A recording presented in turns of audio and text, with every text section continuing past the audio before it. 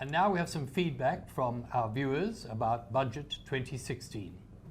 We have Ian Ollis, who says that Budget 2016 sounds like a lot of existing projects being dressed up as if they are new. Well, I'm not particularly surprised because Ian Ollis, after all, is a member of the Democratic Party and a very prominent member as well. So it's of to course, be expected. It's to be expected. And what do we have next? New Slave says that I really hope the Black Industrialist Program is implemented well. It could really make a massive impact on a lot of people. I don't really understand the Black Industrialist Program. I mean, it's a question of bringing new industrialists into industry. But in fact, we have a major problem, and that is investment in industry, the global crisis which continues. So implementation is not really our first point of call. What we first have to do is try and establish, I think, an overall comprehensive industrial policy, agricultural policy, import, trade policy, pull them all together, and then we can apply this. And even before that, regain investor confidence. Indeed. And public confidence. True. And Next, another one.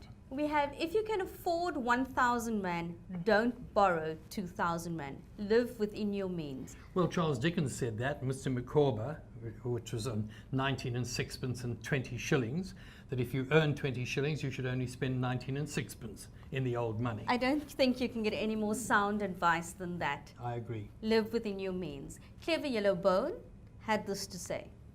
So there will be an introduction on the tax of sweetened drinks.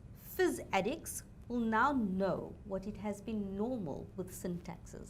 Well, this is true. I mean, the fizzes have not been the Cokes and the various orange drinks, etc., and yet they've contributed towards diabetes. But I suppose, of course, the beers, the wines and the spirits have contributed towards alcoholism as well. So what do you choose, diabetes or alcoholism?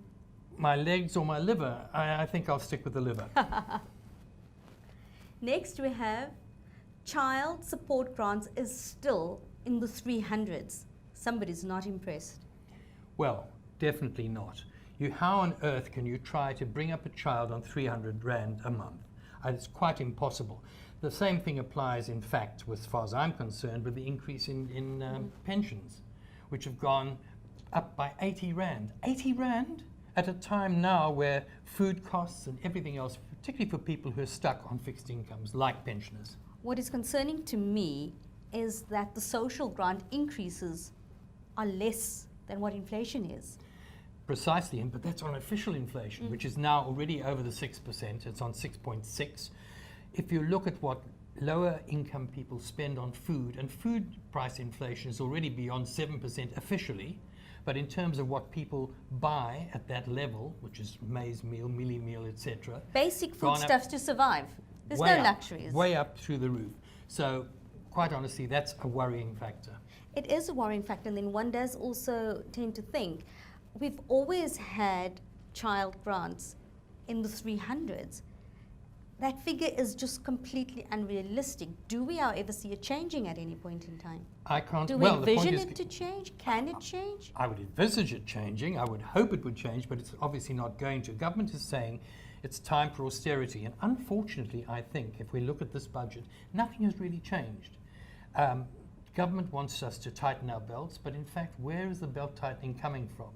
It's actually coming from the fact that social grants, etc., have gone up less than inflation, which means in effect that the poorest within our communities are the ones who are going to find that they have less money in their pockets, less to spend. Those who have less of a belt to tighten have to tighten even more. Yes, down to the backbone. Another one that came through says that net national debt will hover at 46.2% of GDP by 2017-18, is asking for blind faith from the ratings agencies. Well, this whole question of debt, and we can go right back historically and say we should never have accepted the debt that we inherited in 1994. Yeah. That was an odious debt by argument, and I think in law it could actually have been argued. We went and accepted that. Why? In order to appear to be good guys for all the investors. That investment never came. It still has not come. So growth is also something that is keeping us behind. Which? Growth. Growth, oh, totally. But how are we going to grow if we don't have the investment? Exactly. That's the problem. We then dropped all our tariff barriers way beyond what was demanded from what was then the GATT, now the World Trade Organization. we dropped those tariffs way beyond in the hope of, again, encouraging international investors to invest in our country. It didn't really happen. And we're still relying more and more still on our minerals and the export of minerals. We've ended up, for example, where we used to actually make things in this country, like even steel flanges and cocoa pans and things like that. Now we export the iron ore and we get the stuff back from China and India. Gillian Findlay says, Gordon repeatedly stresses the need for inclusivity. He's right. This will be one of the best ways to reduce poverty. Can it be that simple? Well, I don't think so, unless how do you define inclusivity? If you mean that the people shall share, to use that old quote from the Freedom Charter, the people shall share, well, then I suppose so. I mean, the one way that you can obliterate poverty is by sharing out the wealth. And at the same time sharing out the jobs. But that can't happen, not within our society. That's not a realistic expectation. That's pie in the sky. It's over to our viewers to come in and say what they think, and we're always here and we're always ready to carry their points of view, aren't we? We really encourage you. We really encourage you to share your views, your thoughts, your comments, and even your questions for our panel of experts who will be on hand to answer all you need to know about Budget 2016. At the same time, we're not saying we're the experts. We just make the comments like anyone else. Like you, same as you, we make comments. That's it.